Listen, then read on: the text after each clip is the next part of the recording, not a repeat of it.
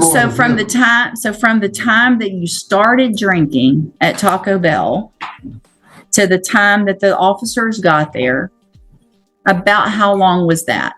Oh, maybe 15 to 20, 30 minutes, whatever. Okay. How much did you drink between that time? I had a malt liquor. The 211 is a strong beer. Mm-hmm. Just one? It was a 40 ounce. Right. So you drank the whole 40 ounces. I was drinking out of the thing. After the fact that you were drinking out of what? After I stepped back in the car, I started drinking it. Right.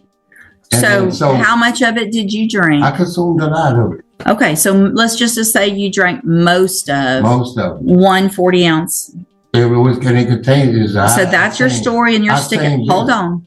So is that your story, and you're sticking with it? That you drank most of 1 40 ounce beer in about 15 to 30 minutes, and that you hadn't drank anything before then? No, except for that night before, about 2 o'clock that morning, okay. And then whole blood alcohol stays in your blood system added to what I drank. Okay, so your test on this night after drinking most of a 40 ounce was 0.188.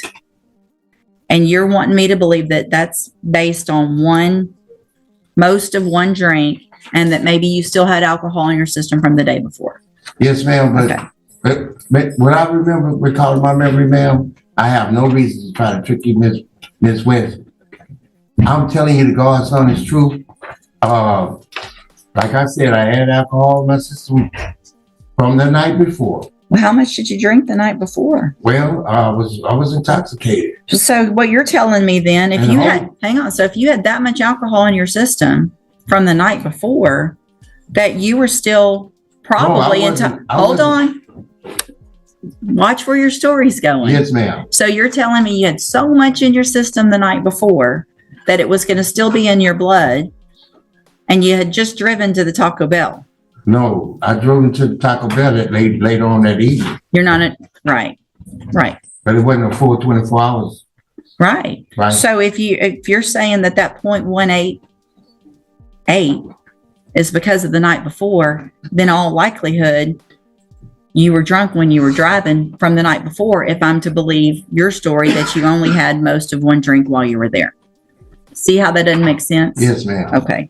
First of all, Miss Judge West, ma'am, I'm asking for mercy, for forgiveness to begin with. I'm not a bad person. Miss West, I completed high school. I had 1 semester in college for auto mechanics. I've served for the community. I worked all my life. The kids was out playing. Where have you worked? I worked for Little and Willis when I was a kid at the age 15. After that, I graduated and I continued working. I've been working in the plant for over 30 to 40 years. All my life I've been working. How many years? And all different types of jobs all over. Mark, how many years did you serve in prison? How many years have you been in prison? First of all, how many years have you been in prison? All together with everything, I done did over 2 years. Okay, and how old are you? I'm 58 years old. 58 years old, and for 10 years you've been in prison in DWIs and other things. So what mercy are you asking for from this court when you have 19 misdemeanors and 6 or 7 felonies? Why should she consider something less? I mean, give her a reason why. Miss West, what's changed? I didn't do half of the things that they say I did. Mark, you pled guilty to them. Okay, that's over with, right? The day for you, in reference to court, the day for you to say I didn't do this is over. You accepted a plea. Okay, I mean, let's cut to the chase here. Yes, because she could find the allegations, well, she did, the true and under consideration, and it's 25 to life. Okay, yes. And I guess the most you've had up until this point is 5 years, correct? Yes. Okay. So now let's go first to when you were arrested. Were you working? I'm receiving disability. I can't work no more. Okay, what is your disability? I got rheumatoid arthritis. I got prostate problems. My heart is bad. Are you on disability? Yes, sir. Okay, and when were you placed on disability? Like 2020. Okay, so 2020, you're on disability. So while you're on disability, why are you drinking beer 40 ounces at a time? Or drinking the night before to where you're tired? There's no excuse. Explain to him. I just lost my brother. I lost my mother and my father. And the alcohol just don't bring it. They're not gonna break me. Okay, so you have a problem. I have a problem. One of the things we talked about was, when you came to me was that you never went into a program. Never. You never went into a drug program? I never. I never had a chance on probation and that. Well, you got more. Well, what about when you weren't on probation? What about the times when you weren't in prison and you knew you had a problem and you wanted to stay out of prison? Yeah, well, I got a device since I've been home. What do you? No, what? That's since you've Oh, been yes, in. ma'am. I tried. I'm talking about the rest of your life. I'm talking about the times that you got Yes, ma'am. arrested 43 times for public intoxication, 39 traffic offenses, 17 times you didn't appear in court, 5 disorderly conducts, 4 open containers. I mean, these are the ones that aren't even listed on the pages. Yes, ma'am. Pages. Ms. West. They have 5 different other marks here. Okay, so you're gonna In the stick with that this isn't you. No, ma'am. I'm not making no excuses. I have very much high respect for the officer of the law. Okay. Do you Okay. really? You Yes, do? ma'am, I do. So that's the 19 misdemeanors, the assaults, the terroristic threats, the trespassings, the 1, 2, 3, 4. This is your 5th DWI, your 2nd felony DWI. By what you need to understand Yes, ma'am. is that by not really taking personal responsibility and making us go through this circus that we've been going through now for an hour and a half of trying to prove that you actually have been convicted of felony offenses, Yes, ma'am. when you know darn well that you have, Yes, ma'am. makes no sense to me. Yes, ma'am. Mr. Coleman, I have no questions for this defendant. argument.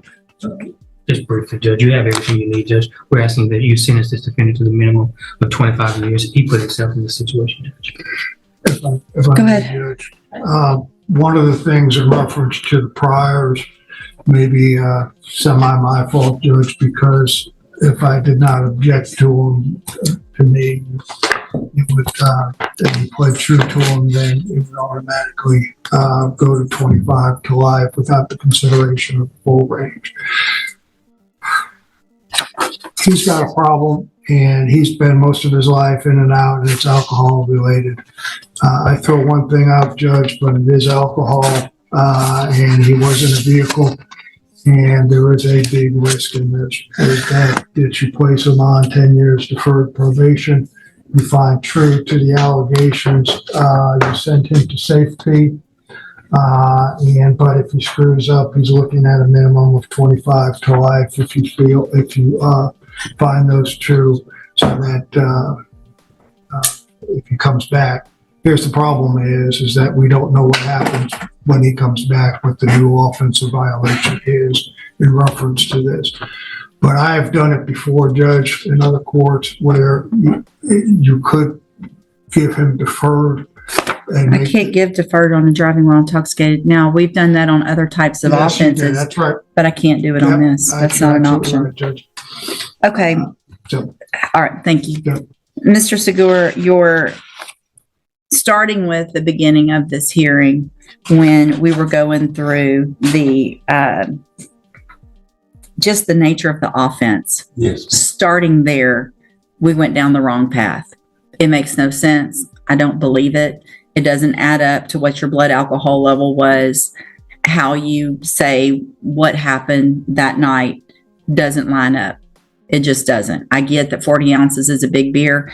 But if you've been an alcoholic for as long as you're talking about, that's not going to get your blood alcohol to what it was that night, which was almost a 0.2. It was a 0.188. And I have already found those 3 prior offenses true. Those are all felony offenses from different conviction dates. I'm going to find that you previously entered your plea of guilty freely and voluntarily, find sufficient evidence to find you guilty, and at this time find you guilty of driving while intoxicated, third or more. I'm going to sentence you to a term of 25 years in the institutional division of the Texas. And just like that, the courtroom goes silent. A man who spent years blaming alcohol, bad luck, and the past is finally forced to face the consequences of his own choices. Judge West made one thing crystal clear tonight: excuses might delay accountability, but they don't erase it. What started as just one beer unraveled into a history of DWIs, prison time, and repeated chances wasted. And in the end, the court decided the public's safety mattered more than another promise to change. Cases like this are a reminder that the most dangerous decisions are often the ones people think they can walk away from. But eventually, every story catches up with the truth. What do you think about this sentence?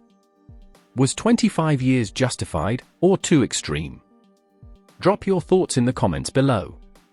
And if you enjoy real courtroom breakdowns, legal analysis, and shocking true crime moments, make sure to like, subscribe, and stay tuned for the next case here on Law Nexus.